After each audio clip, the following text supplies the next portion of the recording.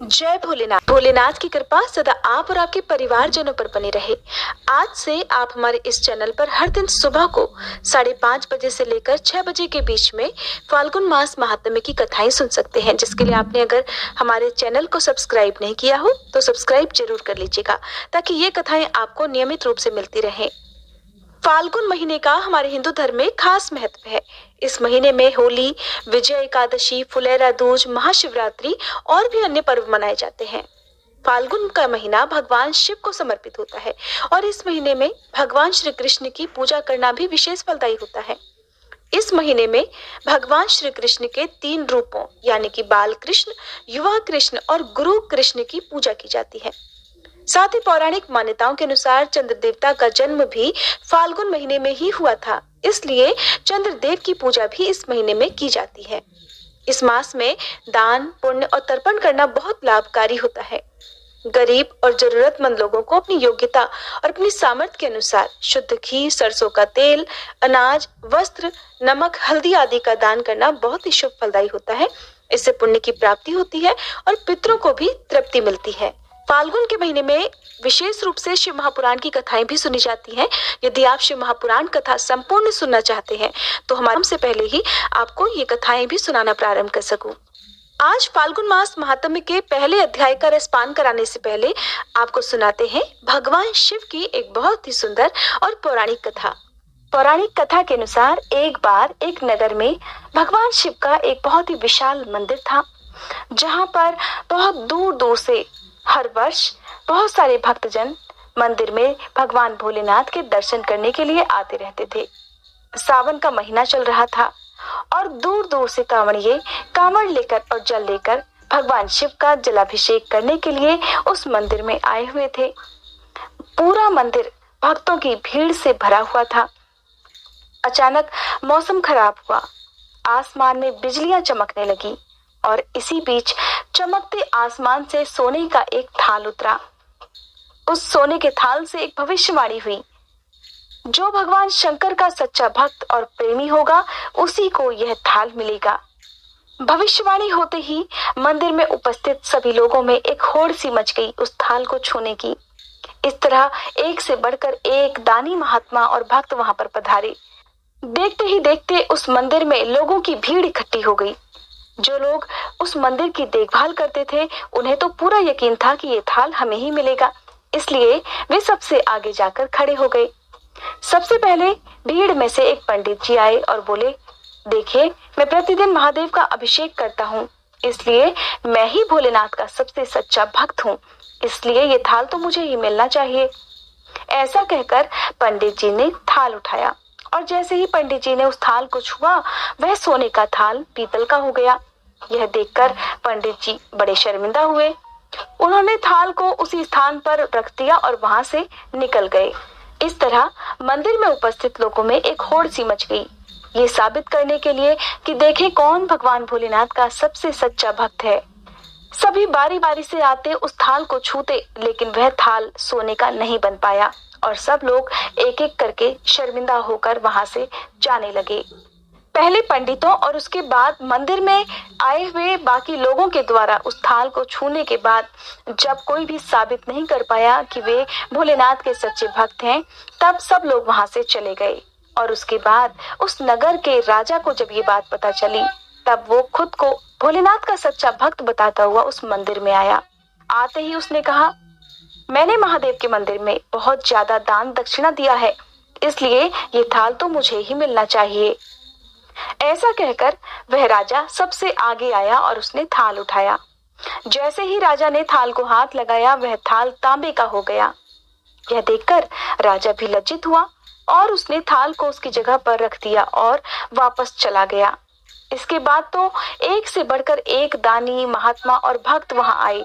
सबने एक एक करके थाल उठाया, लेकिन किसी के हाथ में कुछ और किसी के हाथ में कुछ हो गया। वह थाल तो अब सोने का भी नहीं रहा था। तब लोगों को एहसास हुआ कि हम में से तो कोई भी भोलेनाथ का सच्चा भक्त है ही नहीं। उसी समय एक किसान वहां पर भोलेनाथ के दर्शन करने के लिए आया। वो बेचारा गरीब किसान आज चातुर्मास के सोमवार के शुभ अवसर पर भगवान भोलेनाथ के दर्शन करने आया था। वो बहुत गरीब था और गरीबी और गृहस्थी के बोझ तले दबा हुआ दिन रात खेतों में मजदूरी करके अपना और अपने परिवार का गुजारा करता था। अभी वो किसान रास्ते में आ ही रहा था कि रास्ते में उसे एक भिखारी मिल गया। वो बहुत भूखा था, इसलिए उस किसान ने अपने लाए हुए खाने में से थोड़ा सा हिस्सा उस भिखारी को दे दिया, जिसे खाकर भिखारी बहुत खुश हो गया और उसने किसान को ढेरों आशीर्वाद दिए। मंदिर में थाल की बात तो सबको पता चल गई थी। किसान को भी इस बात का पता चल गया था, लेकिन उसने इस ओर कोई ध्यान ही नहीं दिया। उसने सोचा, मैं तो बहुत गरीब हूँ, कभी दान दक्षिणा भी नहीं दे पाता, ऐसे में ये थाल तो कभी मेरा हो ही नहीं सकता। और इस तरह ऐसा सोचकर वह गरीब किसान सीधा मंदिर में गया और महादेव को प्रणाम कर उनकी पूजा करके बाहर आ गया। वह परिक्रमा करके जब मंदिर से बाहर जाने को हुआ, तभी पीछे से एक व्यक्ति बोला, अरे भाई, तुम भी तो थाल उठाकर देख लो, हो सकता है तुम ही भोलेनाथ के वो सच्चे भक्त हो जिसके लिए यह थाल आसमान से उतरा है। उस आदमी की बात सुनकर किसान को लगा शायद वो उसका मजाक बना रहा है।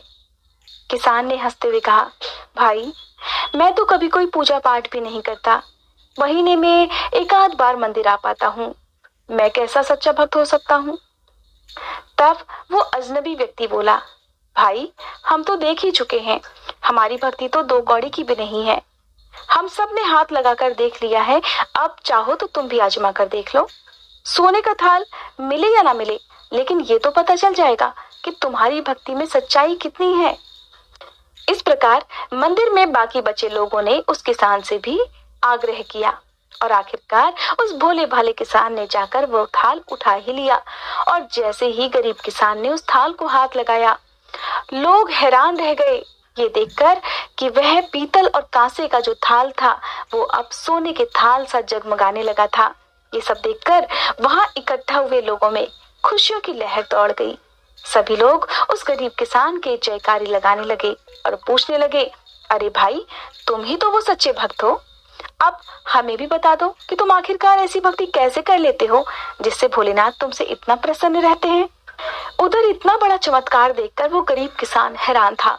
उसे तो समझ में भी नहीं आ रहा था कि आखिरकार ऐसा हो कैसे गया। उसके पास ना तो इतने रुपए पैसे थे कि वो दान दक्षिणा दे पाता, और ना ही उसके पास इतना समय था कि वो भगवान भोलेनाथ के दर्शन करने के लिए रोज रोज आ पाता या पूजा पाठ समय से कर पाता। बस उसके दिल में दया भाव थी, वो मदद मांगने पर सबकी मदद किया करता था। वो बेचारा भोला भाला गरीब किसान किसी को भी दुख में देखकर खुद भी दुखी हो जाता था। लोगों की बात सुनकर आखिरकार वो गरीब किसान बोला, अरे भाई लोगों, मैं तो कोई भी भक्ति नहीं करता, मैं केवल दिन भर अपने खेतों में मेहनत करता हूँ, मजदूरी करता हूँ, और जब भी समय मिलता है तब मैं जरूरतमंद लोगों की मदद कर देता हूँ, इसके अलावा तो मैं कुछ भी नहीं कर पाता। तब लोग उससे पूछने लगे, तुम लोगों की मदद क्यों करते हो? वो भोला भाला किसान मुस्कुराते हुए बोला, आप लोग नहीं जानते कि दूसरे लोगों की मदद करके जो सुकून मुझे मिलता है उसे मैं शब्दों में बयान भी नहीं कर सकता। और शायद यही वजह है कि मैं जब भी जरूरतमंद लोगों की मदद कर देता हूँ तो उसी का आशीर्वाद आज मुझे मिला है कि महादेव मुझसे प्रसन्न है और मुझे भोलेनाथ का सबसे सच्चा भक्त माना गया है। इस तरह किसान की बात सुनकर वहां खड़े हुए लोगों को एहसास हो गया कि सच्चा भक्त कौन था। और इस प्रकार केवल दिखावे के लिए ही पूजा पाठ नहीं करनी चाहिए जब तक आपके मन में सभी के प्रति दया भाव ना हो। अगर आप किसी मंदिर में जा रहे हैं, आप पूजा पाठ करके मंदिर में या आसपास दान दक्षिणा तो देते हैं, लेकिन रास्ते में पड़ने वाले अगर जरूरतमंद व्यक्तियों को आप नजरअंदाज कर देते हैं तो ऐसी पूजा का फल नहीं मिल पाता है। भगवान भोलेनाथ तो श्रद्धा के भूखे होते हैं, ऐसे में अगर आपके पास उन्हें अर्पित करने के लिए कुछ भी नहीं है तब बस आप अपने मन के भावों को उनके चरणों में अर्पित कर दीजिए। भोलेनाथ तो बहुत ही भोले हैं, ऐसे ही प्रसन्न हो जाएंगे। बस जब भी आपको समय मिले, जब भी आपके सामने कोई भी जरूरतमंद व्यक्ति आए, आप उसकी कुछ ना कुछ जरूरत पूरी कर दिया करें। आप गरीबों को दान दे, दक्षिणा दे, बेसहारा लोगों के लिए जितना हो सके उतनी मदद कर दें। आइए फाल्गुन मास महात्म्य के अध्याय 1 को सुनने से पहले भगवान शिव का ध्यान करें। ज्योतिर्मात्र स्वरूपाय निर्मल ज्ञान चक्षु से नमः शिवाय शांताय ब्रह्मणे लिंग मूर्ते अर्थात ज्योति मात्र जिनका स्वरूप है, निर्मल ज्ञान ही जिनका नेत्र है, जो लिंग स्वरूप ब्रह्म है, उन परम शांत कल्याणमय भगवान शिव को हमारा नमस्कार है। नैमिषारण्य तीर्थ में एकत्रित ऋषियों ने श्री सूत जी महाराज से कहा, हे सूत जी, आपने संक्षेप से हमें माघ मास महात्म्य की कथाओं का वर्णन किया, जो सभी पापों का हरण करने वाली और परम पवित्र है। हम सभी ने उसे बहुत ध्यान पूर्वक सुना है। अब हम लोग त्रिपुर विनाशक शिव जी के महात्म्य और उनके मंत्रों की महिमा को भी सुनना चाहते हैं। तब श्री सूत जी महाराज कहने लगे, मुनियों, मरण धर्मा मनुष्यों के लिए इतना ही सबसे उत्तम और सनातन श्रेय है कि भगवान महेश्वर की कथा में अकारण भक्ति भाव का उदय हो। समस्त पुण्यों, श्रेय के संपूर्ण साधनों और समस्त यज्ञों में जप यज्ञ को ही सर्वोत्तम माना गया है। जैसे सभी देवताओं में त्रिपुरारी भगवान शंकर श्रेष्ठ है, उसी प्रकार सब मंत्रों में शिव जी का षडक्षर मंत्र श्रेष्ठ है। उसी को प्रणव से रहित होने पर पंचाक्षर मंत्र अर्थात नमः शिवाय भी कहते हैं। वह जप करने वाले पुरुषों को मोक्ष देने वाला है, अर्थात ओम नमः शिवाय ये षडक्षर मंत्र सभी पुरुषों को मोक्ष प्रदान करता है। सिद्धि की इच्छा रखने वाले सभी श्रेष्ठ मुनि इस मंत्र का सम्यक रूप से सेवन करते हैं। शिव जी के शुभ पंचाक्षर मंत्र में सर्वज्ञ परिपूर्ण सच्चिदानंद स्वरूप भगवान शिव सदा ही रमते रहते हैं। श्री सूत जी कहते हैं, हे ऋषियों, फाल्गुन मास में कृष्ण पक्ष की चतुर्दशी का उपवास अत्यंत दुर्लभ है। उसमें भी शिवरात्रि में जागरण करना तो मैं सभी मनुष्यों के लिए और भी दुर्लभ मानता हूँ। उससे भी अत्यंत दुर्लभ है शिवलिंग का दर्शन, और परमेश्वर शिव के पूजन को तो मैं और भी दुर्लभतर मानता हूँ। 100 करोड़ जन्मों में उत्पन्न हुई पुण्य राशि के प्रभाव से कभी भगवान शंकर की बिल्व पत्र से पूजा करने का अवसर प्राप्त होता है।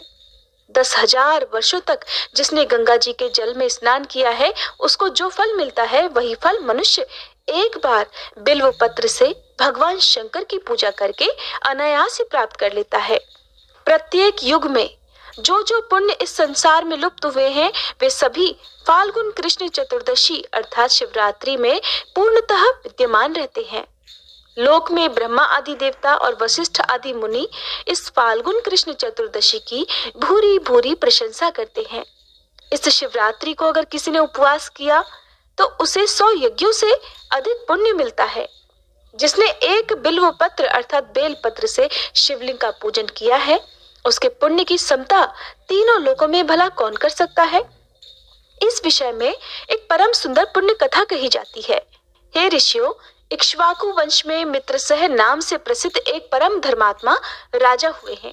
वे समस्त धनुर्धारियों में श्रेष्ठ, सभी अस्त्र शस्त्रों के ज्ञाता, शास्त्रज्ञ, वेदों के पारंगत विद्वान, शूरवीर, अत्यंत बली, उत्साही, नित्य उद्योगी और दया के निधान थे। राजा को खेल खेलने का व्यसन था। एक दिन उन्होंने अपनी बहुत बड़ी सेना साथ लेकर भयंकर वन में प्रवेश किया और वहां बहुत सारे व्याघ्र, जंगली सुअर और सिंहों को अपने बाणों से बींध डाला। राजा मित्र सह रथ पर सवार होकर कवच से सुरक्षित होकर वन में भ्रमण कर रहे थे। उसी समय उन्होंने अग्नि के समान आकृति वाले एक निशाचर को मार दिया। उसका छोटा भाई दूर से ये देखकर शोकमगन हो गया और वह कहीं छिप गया। भाई को मारा गया देखकर उसने मन ही मन इस प्रकार विचार किया कि ये राजा तो बड़ा दुर्धर्ष वीर है, इसे छल से ही जीतना चाहिए। ऐसा निश्चय करके वह पापात्मा राक्षस मनुष्य के समान आकृति बनाकर राजा के पास आ गया। राजा ने सेवा करने के लिए विनीत भाव से आए हुए उस पुरुष को देखकर अज्ञानवश उसे रसोई घर का अध्यक्ष ही बना दिया। इसके बाद राजा लौटकर अपनी पुरी को आ गए। महाराज मित्रसह की पत्नी मदयंती नाम से प्रसिद्ध थी। वह नल की स्त्री दमयंती के समान बड़ी पतिव्रता थी। एक दिन राजा मित्रसह ने श्राद्ध के दिन मुनिवर वशिष्ठ जी को निमंत्रित करके अपने घर पर बुलाया। उस समय रसोइये के रूप में राक्षस ने साग में मनुष्य का मांस मिला दिया और वही वशिष्ठ जी के आगे परोस दिया। उसे देखकर वशिष्ठ जी बोले, राजन, तुझे धिक्कार है, धिक्कार है। तू इतना दुष्ट और छली है कि मेरे आगे मनुष्य का मांस रख दिया। इस पाप के कारण जा, तू राक्षस हो जाएगा। राजा मुनि के चरणों में गिर पड़े और मुनि को विश्वास दिलाने लगे कि उन्होंने ऐसा नहीं किया है। जब मुनि को अपने तपोबल से ये मालूम हुआ कि ये सारी करतूत तो राक्षस की है, तब उन्होंने उस शाप को 12 वर्षों की अवधि में सीमित कर दिया। तब राजा भी कुपित होकर बोले कि ये मेरी करतूत नहीं थी और ना ही मैं इस विषय में कुछ जानता ही था। मुनिवर, तब भी आपने मुझे अकारण शाप दे डाला, इसलिए गुरु होने पर भी मैं आपको श्राप देता हूँ। ऐसा कहकर राजा अंजलि में जल भरकर अपने ही गुरु को शाप देने के लिए तत्पर हो गए। ये देखकर रानी मदयंती ने पति के चरणों में गिरकर उन्हें ऐसा करने से रोका। रानी के वचन का मान रखने के लिए राजा शाप देने से निवृत्त हो गए और उस अंजलि के जल को उन्होंने अपने दोनों पैरों में डाल दिया, क्योंकि वह जल तो शापित हो चुका था, जिससे राजा के दोनों पैर मलिन हो गए, अर्थात कलमश युक्त हो गए। तब से राजा का नाम कलमाशपाद हो गया। गुरु के शाप से राजा वन में विचरने वाले राक्षस बन गए। एक दिन वन में कई किशोर अवस्था वाले नवविवाहित मुनि दंपत्ति रमण कर रहे थे।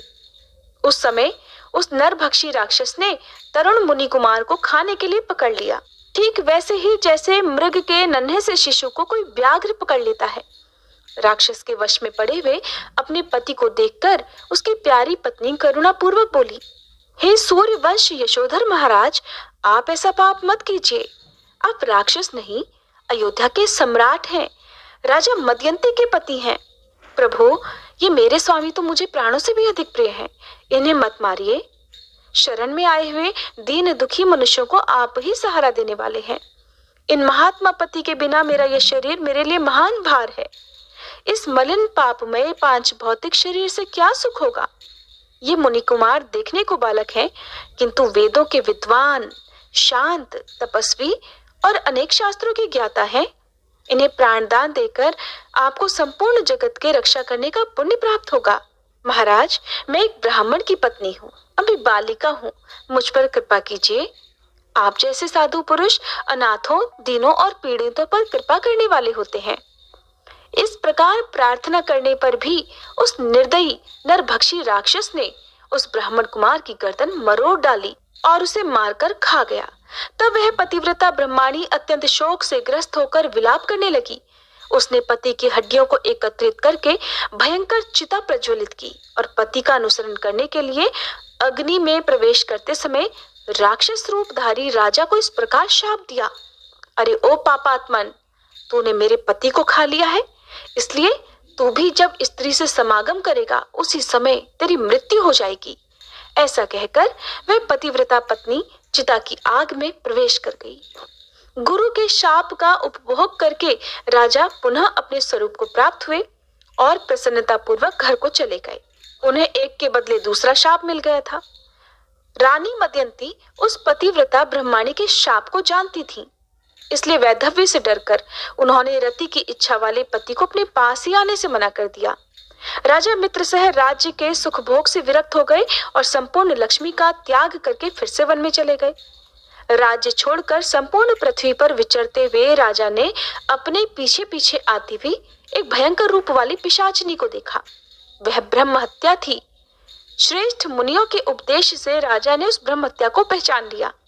उसके निवारण के लिए विरक्ति चित्त वाले राजा ने अनेकों वर्षों तक बहुत से क्षेत्रों में विचरण किया। फिर भी जब वह ब्रह्मत्या से मुक्त नहीं हुए, तब वे मिथिला में आए। उसी समय उधर आते हुए निर्मल अंतःकरण वाले गौतम मुनि को उन्होंने देखा और उनके पास जाकर बार बार प्रणाम किया। तब मुनिश्रेष्ठ गौतम ने राजा को आशीर्वाद देकर मंद मंद मुस्कुराते हुए कहा, राजन, तुम्हारे यहाँ कुशल तो है ना? तुम्हारे राज्य में कोई विघ्न बाधा तो नहीं है? राजा कहने लगे, ब्राह्मण, आपकी कृपा से हम सब लोग कुशल हैं, परंतु ये भयंकर रूप वाली पिशाचिनी मुझे बड़ा दुख दे रही है। शापग्रस्त होकर हमने जो दुर्लंघ्य पाप कर डाला है, उसकी शांति सहस्त्रों प्रायश्चितों से भी नहीं हो पा रही। आप प्रेम पूर्वक संभाषण करके मेरे मन को आनंदित कर रहे हैं। महाभाग, आज अपने चरण कमलों की शरण में आए हुए मुझ पापी को शांति प्रदान कीजिए, जिससे मुझे सुख मिल सके। तब करुणानिधि गौतम जी कहने लगे, राजन, तुम्हें साधुवाद है? अब अपने महान पापों से होने वाले भय को त्याग दो। जब भगवान शंकर स्वयं रक्षा करने वाले हैं, तब उनकी शरण में आए हुए भक्तों को भला कहां से भय हो सकता है। गोकर्ण नामक मनोरम क्षेत्र महापापों का संहार करने वाला है और वहां बड़े से बड़े पाप भी नहीं टिक सकते। गोकर्ण क्षेत्र में विद्यमान भगवान शिव स्मरण करने मात्र से समस्त पापों का नाश कर डालते हैं। जैसे कैलाश और मंदराचल के शिखर पर भगवान शिव का निश्चित निवास है, ठीक उसी प्रकार गोकर्ण मंडल में भी है। वहां महादेव जी महाबल नाम से निवास करते हैं। रावण नामक राक्षस ने घोर तपस्या करके जिस शिवलिंग को प्राप्त किया था, उसी को गणेश जी ने गोकर्ण क्षेत्र में स्थापित किया है। सनक सनंदन आदि महात्मा तथा मृग चर्ममय वस्त्र धारण करने वाले साध्य और मुनिगण वहां बैठकर भगवान शिव की उपासना करते हैं। दंडी मुंडी स्नातक ब्रह्मचारी और तप से समस्त पापों को जला डालने वाले महात्मा भी देवाधिदेव शिव जी की उत्तम भक्ति से उपासना करते हैं। इस ब्रह्मांड मंडल में गोकर्ण के समान दूसरा क्षेत्र नहीं है। वहां महात्मा अगस्त मुनि ने घोर तपस्या की है। राजन, इस तीर्थ में संपूर्ण देवताओं के स्थान है। देवाधिदेव भगवान विष्णु, परमेष्ठी ब्रह्मा, वीरवर कार्तिकेय तथा गणेश जी के स्थान है। गोकर्ण तीर्थ में कोटि कोटि शिवलिंग विद्यमान है। वहां पग पग पर असंख्य तीर्थ मौजूद हैं। सतयुग में महाबल नामक भगवान शिव श्वेत वर्ण के होते हैं। त्रेता युग में उनका रंग अत्यंत लाल हो जाता है। द्वापर में वे पीत अर्थात पीले वर्ण के और कलयुग में श्याम वर्ण के हो जाएंगे। महाबल शिव भयंकर कलयुग प्राप्त होने पर कोमल भाव को प्राप्त होंगे। परम उत्तम गोकर्ण क्षेत्र पश्चिम समुद्र के तट पर है। वह ब्रह्महत्या आदि पापों को भस्म कर डालता है। इस संसार में जो ब्रह्मघाती, भूतद्रोही, शठ और अन्य पापों से ग्रस्त होते हैं, वे सब गोकर्ण तीर्थ में पहुंचकर वहां के तीर्थों में स्नान करके महाबल नामक शिव जी का दर्शन करने पर शिवलोक को प्राप्त होते हैं। वहां पुण्य तिथियों को, पुण्य नक्षत्र और पुण्य दिन में जो महेश्वर शिव की पूजा करते हैं, वे सब शिव रूप हो जाते हैं। यदा कदा जो कोई भी मनुष्य गोकर्ण तीर्थ में जाकर भगवान शंकर की पूजा करता है, वह ब्रह्म पद को प्राप्त हो जाता है। रविवार, सोमवार और बुधवार को जब अमावस्या तिथि का योग हो, तब वहां समुद्र में किया हुआ स्नान, दान, पितृतर्पण, शिव पूजा, जप, होम, व्रतचर्या और ब्राह्मणों का सत्कार अनंत फल देने वाला होता है। महाप्रदोष की बेला में भगवान शिव का पूजन मोक्ष देने वाला है। फाल्गुन मास में जो परम पुण्यमयी कृष्ण पक्ष की चतुर्दशी आती है, उस दिन शिवलिंग और बिल्वपत्र इन सब का सुयोग दुर्लभ है। अहो, माया कैसी प्रबल है कि जिससे मोड़ हुए मनुष्य भगवान शिव की इस महातिथि को उपवास तक नहीं करते। शिवरात्रि का उपवास, जागरण, भगवान शंकर के समीप निवास और गोकर्ण क्षेत्र का वास, इन सब का सुयोग होना मनुष्यों के लिए शिवलोक में जाने की सीढ़ी है। राजन, मैं भी इस समय गोकर्ण तीर्थ से लौटकर आया हूँ। शिवरात्रि को उपवास करके भगवान शिव का महोत्सव देखकर लौटा हूँ। शिवरात्रि पर वहां का महान उत्सव देखने के लिए सभी देशों से चारों वर्णों के लोग वहां आए थे। स्त्री, बालक, वृद्ध और चारों आश्रमों के निवासी वहां आकर देवेश्वर शिव का दर्शन करके कृतकृत्यता को प्राप्त हुए। लौटते समय मार्ग में एक अद्भुत आश्चर्य की बात देखकर मैं परमानंद में निमग्न होकर कृतार्थ हो गया हूँ। तब गौतम मुनि ने राजा को उस अद्भुत आश्चर्य की जो बात बताई, उसका वृतांत आप अगले अध्याय में सुनेंगे। उम्मीद है आज की ये कथा आपको पसंद आई होगी। वीडियो अगर अच्छी लगी हो तो वीडियो को लाइक करके मुझे कमेंट बॉक्स में जरूर बताइएगा। तो दोस्तों, आपको ये फागुन मास की कथा कैसी लगी, कृपया कमेंट कर ज़रूर बताएं। वीडियो पसंद आया हो तो लाइक करें और अपने दोस्तों के साथ शेयर करें। कमेंट बॉक्स में ओम नमः शिवाय लिखना ना भूलें। ऐसी ही और भी बहुत सारी कहानियों को सुनने के लिए चैनल को सब्सक्राइब ज़रूर करें। धन्यवाद।